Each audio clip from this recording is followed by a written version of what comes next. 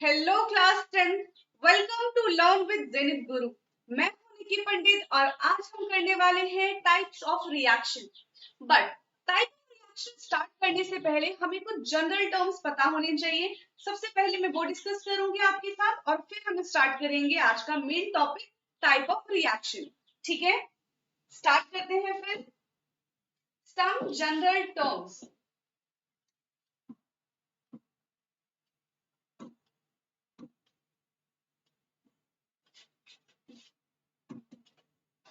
सम general terms में क्या already मैंने थोड़ा बहुत डिस्कस किया था इसके बारे में कि अगर कहीं एस लिखा होता है उसका क्या मतलब है। ठीक है, जैसे एफ ई और ऐसा लिख दिया, कहीं एफ ई लिखा है और इसके बगल में ऐसे ब्रैकेट में एस लिखा है, इसका रिएक्शन हम किसके साथ करा रहे हैं? एफ ई का रिएक्शन हमने H2O के साथ करा दिया तो क्या बन जाएगा? Fe2O3, ठीक है, प्लस H2। इसको बैलेंस कर देते हैं हम। बैलेंस करने से क्या बनेगा वो देख लेते हैं। देखो, बैलेंस करने के लिए Fe2 है तो यहाँ पे भी 2 आ जाएगा। हाइड्रोजन ऑलरेडी बैलेंस है, ऑक्सीजन बैलेंस करेंगे 6 और यहाँ पे ये बैलेंस हो गया रिएक्शन। इसके साथ S लिखा हुआ है, यहाँ पे है ये L, फिर यहाँ है S और ये हो जाएगा हमारा G। ठीक है, तो ये S क्या है? देखो, S का मतलब ये रिप्रेजेंट कर रहे हैं कि यहाँ पे जो Fe है, जो आयरन है, वो सॉलिड स्टेट में है, वो उसकी फिजिकल स्टेट बताते हैं। तो S यहाँ पे सॉलिड है। वही L होता है लिक्विड। फिर से S आ गया तो ये सॉलिड हो गया और G है गैस। ठीक है, और गैस के साथ ही ऐसा लिखा होता है, तो इस एरो का मतलब है कि ये गैस रिलीज हो गई है। ठीक है, इसका मतलब गैस रिलीज। ठीक है, इतना क्लियर है? एक बार इसको देख लो, इसका मतलब है गैस रिलीज हो चुकी है।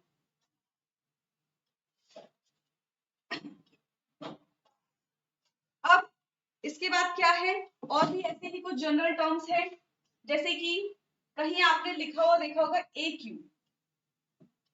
ए क्यू का क्या मतलब होता है? ए क्यू का मतलब है एक्वस, एक्वस सोल्यूशन।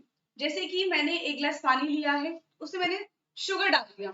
अगर शुगर उसमें बहुत अच्छे से डिसॉल्व हो जाता है, उसके एक भी पार्टिकल्स नहीं बचते हैं, तो हम बोलेंगे कि मैंने यहाँ पे शुगर सोल्यूशन बनाया। तो जो शुगर सोल्यूशन होगा वो कैसा होगा? एक्वस सोल्यूशन होगा। पहले सिर्फ लिक्विड था, जो वाटर है उसको हम एक्वस नहीं बोलेंगे, सिर्फ लिक्विड है। ठीक है, इसमें जब मैंने शुगर डाला तो अब बन गया हमारा शुगर सोल्यूशन। तो ये जो शुगर सोल्यूशन बना है ये है एक्वस। यानी कि एक्वस का मतलब है कि कोई भी ऐसी चीज जो वाटर में इजीली डिसॉल्व हो जाए, ठीक है, और हमें एक सोल्यूशन बना के दे, उसको हम बोलेंगे एक्वस। और एक साइन और होता है जो नीचे का एरो है। ठीक है, अगर कहीं नीचे का एरो हमें दिखाई देता है, इसका मतलब होता है पीपीटी, यानी कि प्रेसिपिटेट, कोई भी ऐसी चीज जो सोल्यूशन में, सॉल्वेंट में अच्छे से डिसॉल्व नहीं हुई है।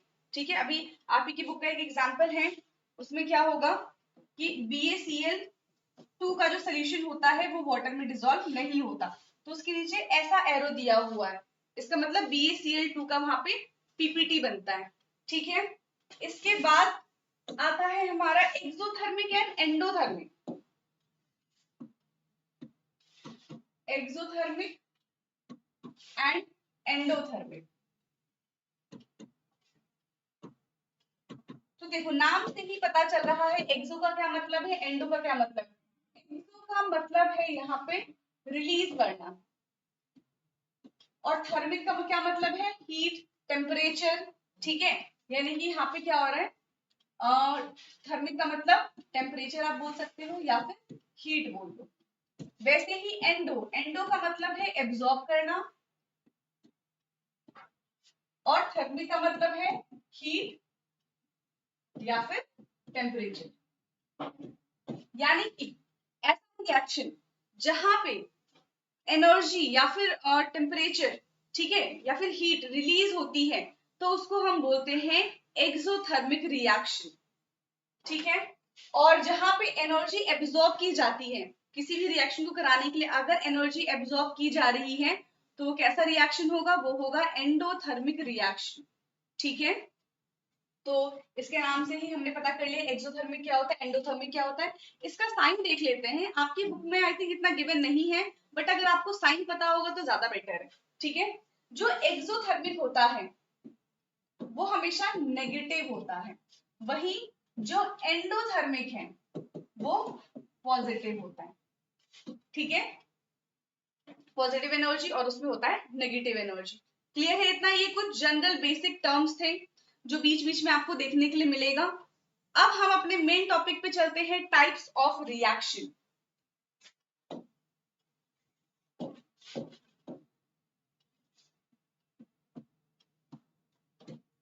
टाइप्स ऑफ रिएक्शन, इसमें आपको 4 टाइप के रिएक्शन पढ़ने हैं।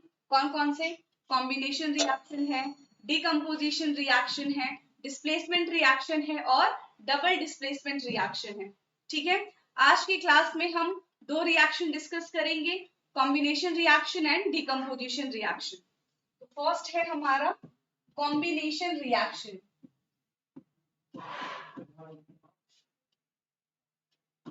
कॉम्बिनेशन रिएक्शन, तो कॉम्बिनेशन रिएक्शन से क्या पता चल रहा है हमें कि जो रिएक्टेंट है वो आपस में कंबाइन करके कोई प्रोडक्ट देंगे, उसको हम बोलते हैं combination reaction.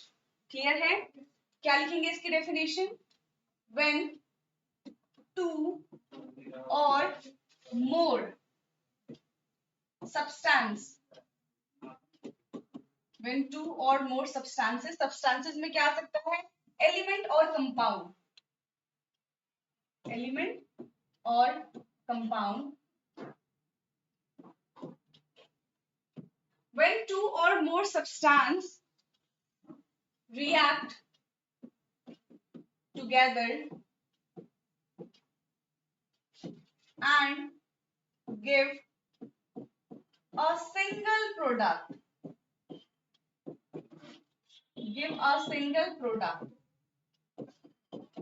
is known as combination reaction.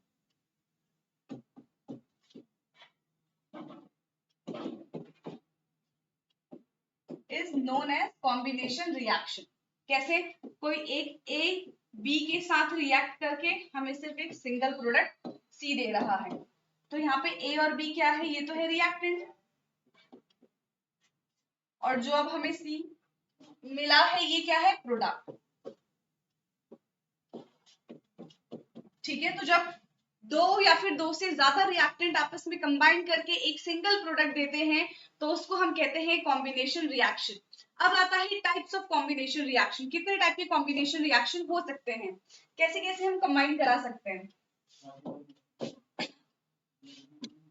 Types of combination reaction.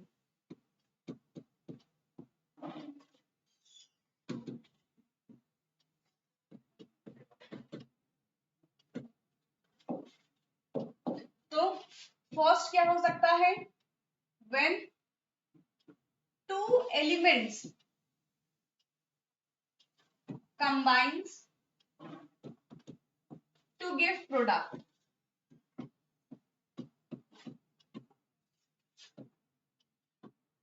जब हम रिएक्टेंट में दोनों ही एलिमेंट ले और उनका रिएक्शन करा के एक प्रोडक्ट बनाए, तो ये एक टाइप का कॉम्बिनेशन रिएक्शन हो सकता है। इसका एग्जांपल क्या है? H2 plus O2 will give 2H2O और ये है लिक्विड। ठीक है, और क्या हो सकता है? Carbon plus oxygen will give carbon dioxide. ये दोनों ही किसके एग्जाम्पल है? जब दो एलिमेंट आपस में रिएक्ट करके एक प्रोडक्ट देते हैं। क्लियर है इतना? और क्या हो सकता है? when one element and one compound. When one element and one compound react together to give product.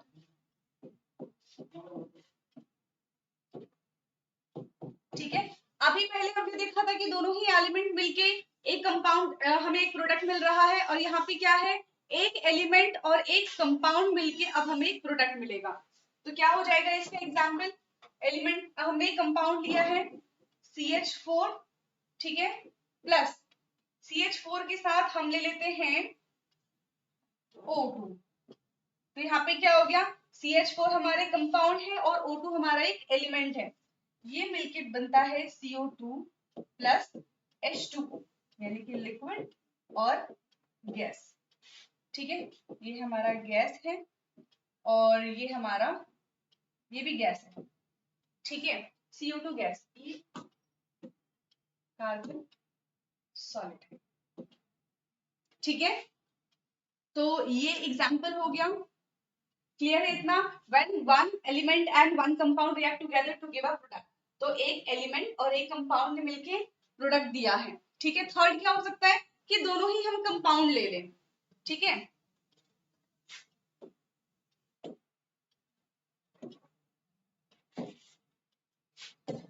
Third हम कर रहे हैं, when two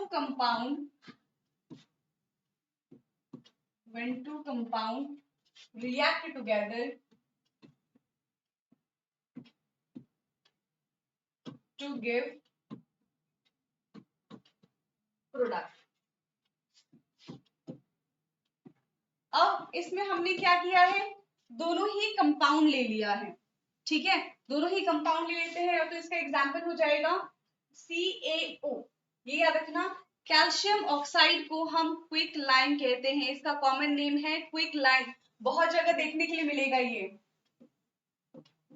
क्विक लाइम। जब कैल्शियम ऑक्साइड रिएक्ट करेगा वाटर के साथ तो क्या बनेगा, जब कैल्शियम ये क्विक लाइम रिएक्ट करेगा वाटर के साथ तो हमारा बनेगा स्लेक्ड लाइम, यानी कि CaOH का होल ट्वाइस। ये वैसे तो कैल्शियम हाइड्रोक्साइड है, बट इसका कॉमन नेम क्या है, slaked lime. Slaked lime plus heat, देखते हैं बैलेंस है कि नहीं है। दो कार्बन, एक कैल्शियम है, एक कैल्शियम यहाँ पे है, दो ऑक्सीजन एंड दो हाइड्रोजन, और यहाँ पे भी दो हाइड्रोजन है। एक बार देख लीजिए, ये बैलेंस है रिएक्शन, यस। तो ये हमारा एग्जाम्पल हो गया, जब दो कंपाउंड आपस में रिएक्ट करके एक हमें सिंगल प्रोडक्ट दे रहे हैं। क्लियर है, तो यहाँ पे हमने कॉम्बिनेशन रिएक्शन खत्म कर लिया है। एक बार बुक से देख लेते हैं और कौन कौन से एग्जाम्पल्स हैं।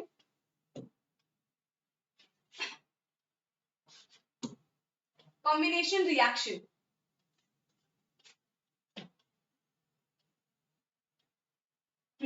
एक्टिविटी 1.4 में क्या है, take a small amount of calcium oxide और a quicklime. Calcium oxide को क्या कहते हैं हम, क्विक लाइम कहते हैं, ये तो भूलना ही नहीं है, एक कैल्शियम ऑक्साइड वाला और एक कैल्शियम हाइड्रोक्साइड वाला, quick lime and slaked lime in a beaker. हमने क्या किया, एक बीकर में कैल्शियम ऑक्साइड ले लिया है। ठीक है, slowly add water to this, touch the beaker as shown in the figure 1.3, do you feel any change in the temperature। अभी हमने रिएक्शन लिखा था तो क्या था, जब कैल्शियम ऑक्साइड रिएक्ट करता है, ठीक है, वाटर के साथ, तो हमें मिलता है कैल्शियम हाइड्रोक्साइड, और कैल्शियम हाइड्रोक्साइड के साथ रिलीज होता है हीट, तो डेफिनेटली यहाँ पे टेम्परेचर का चेंज आया होगा, वो जो बीकर है वो हीट हो गया होगा। Formation of slaked lime by the reaction of calcium oxide with water, और ये इसकी रिएक्शन है।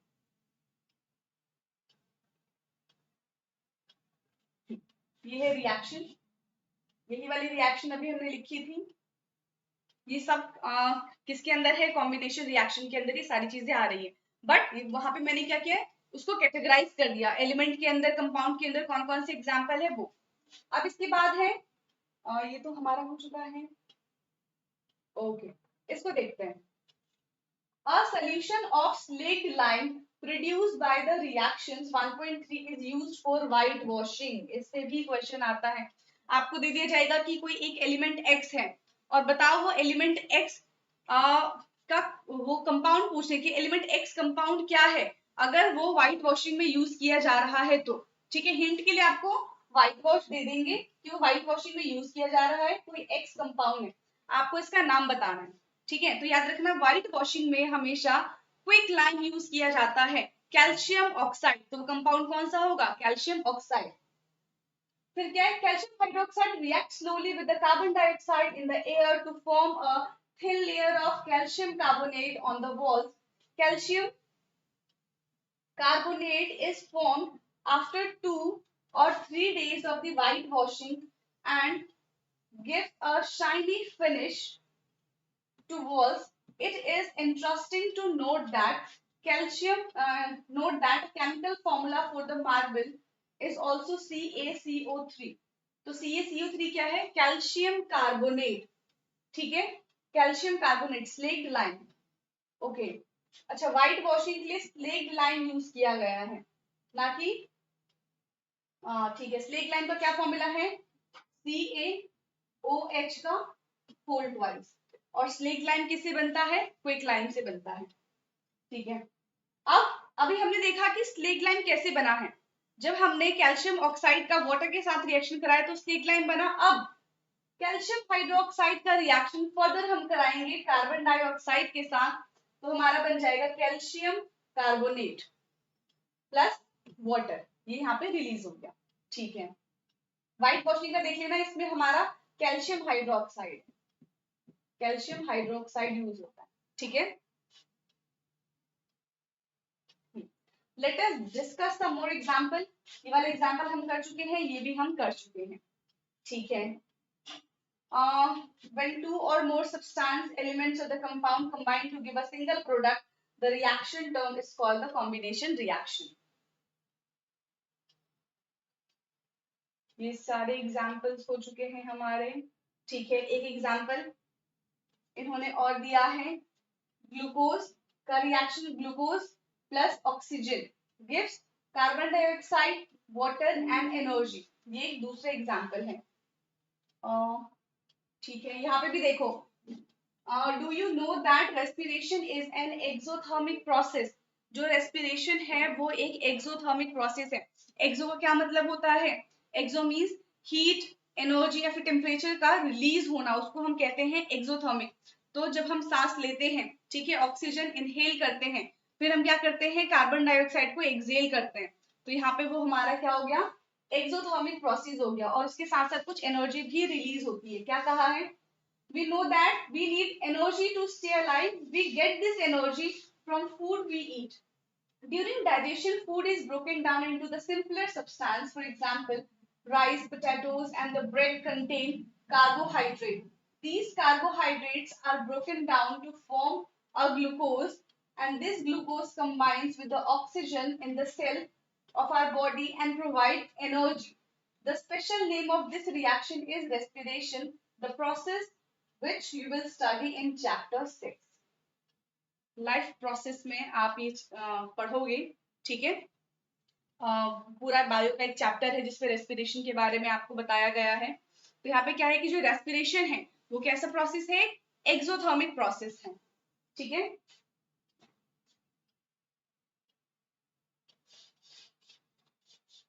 ठीक है, यहां से स्टार्ट हो जाएगा हमारा डीकम्पोजिशन रिएक्शन। डीकम्पोजिशन रिएक्शन क्या होता है, कर लेते हैं फिर हम।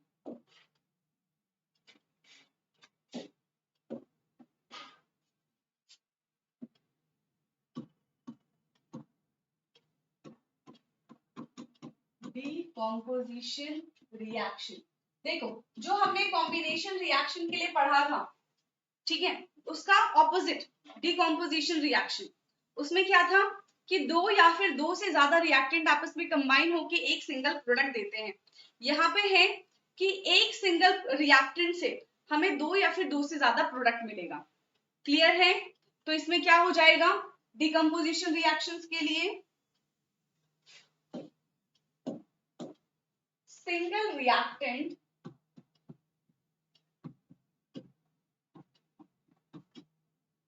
single reactant break down into two or more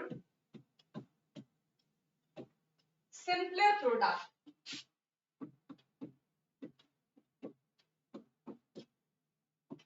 ठीक है, एक सिंगल रिएक्टेंट का ब्रेकडाउन होना दो या फिर दो से ज्यादा प्रोडक्ट में, इसको हम कहते हैं डिकम्पोजिशन रिएक्शन। यानी कि ए का ब्रेकडाउन हो रहा है बी प्लस सी में, तो ए क्या है यहाँ पे रिएक्टेंट है, बी एंड सी यहाँ पे है प्रोडक्ट। ठीक है, तो ये है हमारा डिकम्पोजिशन रिएक्शन। अब जैसे हमने कॉम्बिनेशन रिएक्शन के लिए देखा था टाइप्स ऑफ कॉम्बिनेशन रिएक्शन, वैसे ही हम यहाँ पे देखेंगे types of decomposition reaction. Types of decomposition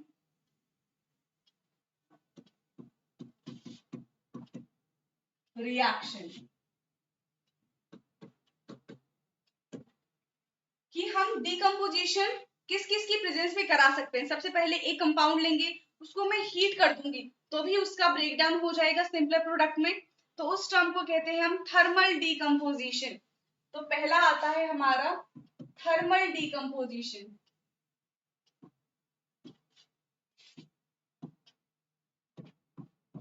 thermal का मतलब होता है हीट की प्रेजेंस में ब्रेकडाउन करना, इसको हम पायरोलिसिस भी बोलते हैं।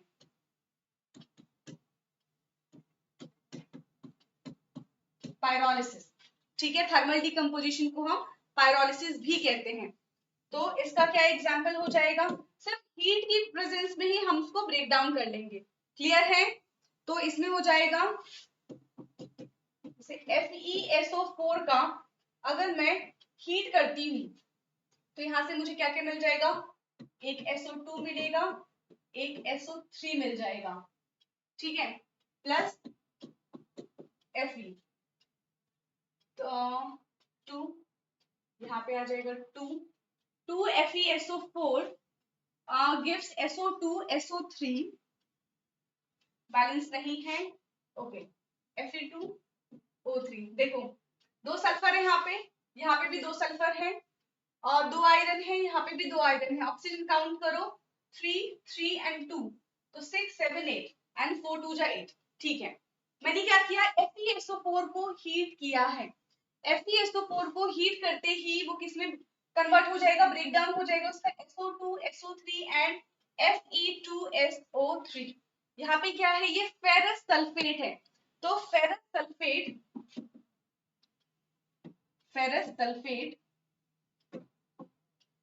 किस में ब्रेक डाउन हो गया, फेरिक ऑक्साइड में, इसका ब्रेकडाउन हो गया फेरिक ऑक्साइड में। क्लियर है, तो ये है हमारा एक थर्मल डिकम्पोजिशन। ऐसे ही बहुत सारे एग्जांपल है, जैसे हम ले लेते हैं कैल्शियम कार्बोनेट CaCO3। ठीक है, अगर मैं कैल्शियम कार्बोनेट को हीट करती हूँ तब क्या मिलेगा मुझे, कैल्शियम कार्बोनेट को हीट करने पे calcium oxide plus carbon dioxide यही मिलेगा। बैलेंसिंग देख लेते हैं, एक कैल्शियम है, यहाँ पे भी एक कैल्शियम है, कार्बन कार्बन और 3 ऑक्सीजन है, और यहाँ पे भी 3 ऑक्सीजन है। हमने क्या किया, इसको हीट किया रिएक्टेंट को, और ये किसमें ब्रेक डाउन हो गया, दो हमें इसमें प्रोडक्ट मिला। तो ये दोनों एग्जाम्पल थे थर्मल डिकम्पोजिशन का।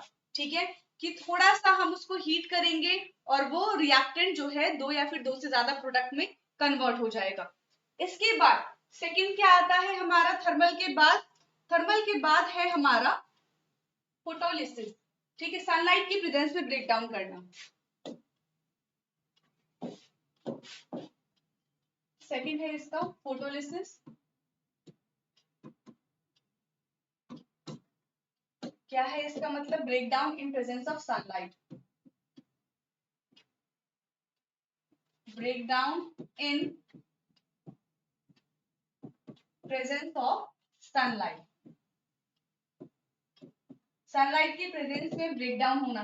जैसे कि AgCl है, ठीक है, AgCl को हम जैसे ही ब्रेक करेंगे ये किस में कन्वर्ट हो जाएगा, Ag प्लस Cl2 में। बैलेंस कर देते हैं, 2 इधर आएगा 2 इधर आएगा, तो इसका ब्रेक डाउन हो गया। और क्या हो सकता है, AgBr का ब्रेक डाउन करेंगे तो क्या हो जाएगा, Ag प्लस Br2 और यहाँ पे आ जाएगा 2।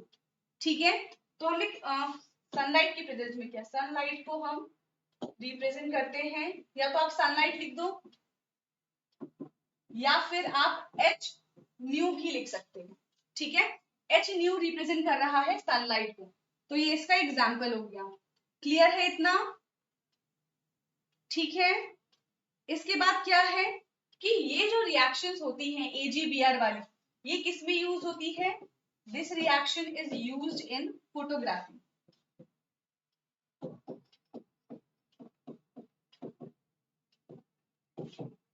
is used in photography.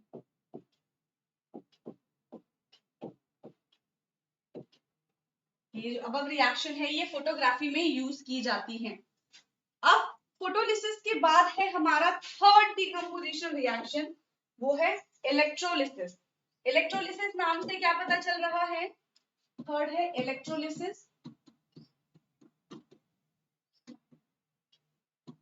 Electrolysis का मतलब है break down in presence of electricity, break down in presence of electricity. इसमें क्या है, एग्जाम्पल लेते हैं, जैसे H2O लिया है, H2O का में इस पे इलेक्ट्रिसिटी का हम इस पे इलेक्ट्रोलिसिस करेंगे, ठीक है, तो क्या होगा, इसका ब्रेकडाउन हो जाएगा H positive plus OH negative, यानी कि कैटायन और अनायन में। तो H पॉजिटिव होता है हमारा कैटायन और OH नेगेटिव है हमारा अनायन।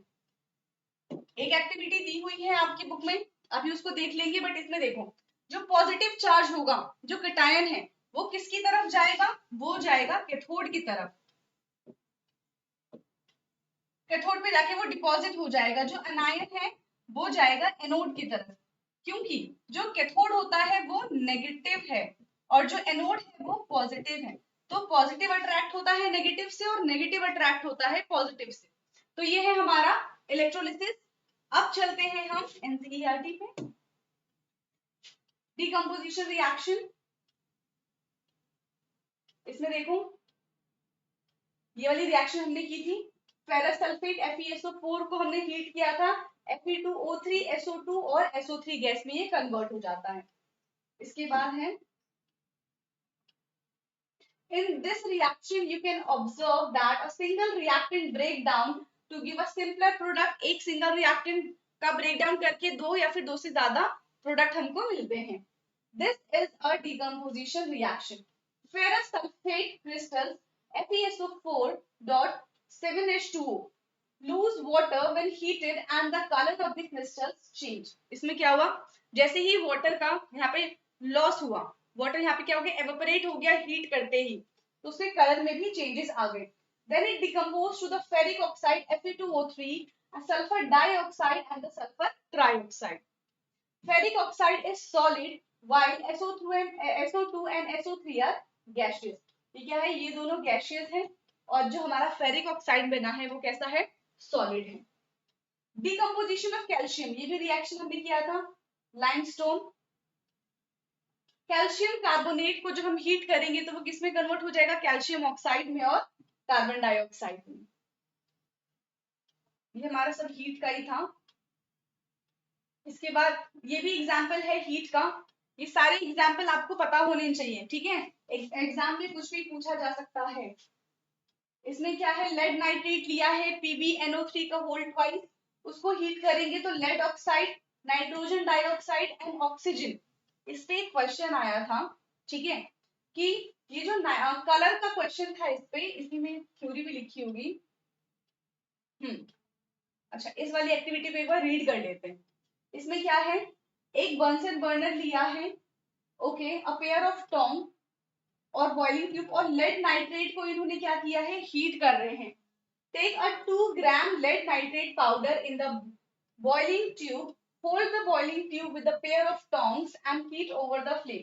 लेड नाइट्रेट को हीट कर रहे हैं। What do you observe? Note down the changes. You will observe the emissions of the brown fumes. इसमें क्वेश्चन आता है कि जब हम इसको हीट करते हैं तो जो ब्राउन फ्यूम्स निकलता है वो किसका होता है, ब्राउन फ्यूम, तो वो किसका होता है, नाइट्रोजन डाइऑक्साइड का ब्राउन फ्यूम्स निकलता है। ये नाइट्रोजन डाइऑक्साइड है जिसकी वजह से ब्राउन फ्यूम्स आता है। These fumes are of the nitrogen dioxide. The reactions take place. तो वो ये रिएक्शन है कि ये जो NO2 है, नाइट्रोजन डाइऑक्साइड, इसका ब्राउन फ्यूम है। क्लियर है? ओके। इसके बाद let us perform some more decomposition reaction as given in activity 1.7 and 1.8। अब आता है हमारा इलेक्ट्रोलिसिस की वजह से डिकम्पोजिशन होना, ये है। इसके बारे में मैं बता रही थी आपको कि क्या किया है, एक प्लास्टिक का मग ले लिया, ठीक है, उसको बैटरी से कनेक्ट कर दिया फॉर इलेक्ट्रिसिटी। इसमें 2 इलेक्ट्रोड लगाए हैं, एक है हमारा कैथोड और दूसरा है हमारा एनोड। जो एनोड है हमारा वो कैसा होता है, ये है हमारा कैथोड होता है हमारा नेगेटिव चार्ज, तो एनोड हो जाएगा हमारा पॉजिटिव। अब एनोड पॉजिटिव है तो उस पे आएगा नेगेटिव, यानी कि क्या आ जाएगा, नेगेटिव पार्ट आएगा, और कैथोड हमारा कैसा है, पॉजिटिव है, सॉरी कैथोड हमारा नेगेटिव है तो इस पे आएगा पॉजिटिव चीज, यानी कि इस पे जाके H प्लस अटैच हो जाएगा और इस पे जाके OH माइनस अटैक करेगा, पॉजिटिव पे नेगेटिव और नेगेटिव पे पॉजिटिव। ठीक है, यहाँ पे लिया है हमने वाटर, इलेक्ट्रोलिसिस ऑफ वाटर। जब हम वाटर का इलेक्ट्रोलिसिस करेंगे तो वो H पॉजिटिव और OH नेगेटिव में ब्रेक डाउन हो जाएगा। आप एक बार इस एक्टिविटी को, एक्टिविटी 1.7 को रीड कर लेना। क्लियर है? इसमें क्या है, सिल्वर क्लोराइड टर्न्स ग्रे इन सनलाइट। ओके, ठीक है, हमने सनलाइट वाला भी कर लिया है, AgCl वाला, सनलाइट की प्रेजेंस में ब्रेक डाउन करना, और AgBr वाला भी हमने कर लिया। The above reactions are used in the black and white photography. जो ऊपर वाली रिएक्शन थी AgCl और AgBr वाली, वो किस में यूज की जाती है, ब्लैक एंड व्हाइट फोटोग्राफी में यूज किया जाता है। What from our energy is causing these compositions reactions? We have seen that the decomposition reaction required energy either in form of heat, light or electricity. यानी कि decomposition reactions में हमको energy चाहिए किसी भी रिएक्टेंट को ब्रेक डाउन करने के लिए। This reaction in which energy is absorbed are known as endothermic reaction. जिसमें एनर्जी की हमें जरूरत है वो एंडोथर्मिक है, और जो कॉम्बिनेशन वाला रिएक्शन था वो कैसा था, उसमें एनर्जी रिलीज हो रही थी, तो वो था एक्सोथर्मिक रिएक्शन, और जो डीकम्पोजिशन है वो है एंडोथर्मिक रिएक्शन। क्लियर है? ओके, नेक्स्ट क्लास में हम ये क्वेश्चन डिस्कस करेंगे। ठीक है, आज की क्लास के लिए सिर्फ इतना ही था। हमने 2 टाइप की रिएक्शन डिस्कस किए हैं, combination reaction and decomposition reaction. बाकी की नेक्स्ट क्लास में हम क्या करेंगे, इन टेक्स्ट क्वेश्चन करेंगे, और बाकी के 2 जो रिएक्शन हमारे बच गए हैं उसको डिस्कस करेंगे। ठीक है, एक बार बुक की रीडिंग दोबारा से कर लेना और अपने खुद के नोट्स बनाना, ताकि आपको एग्जाम के टाइम में हेल्प हो सके। Okay, thank you.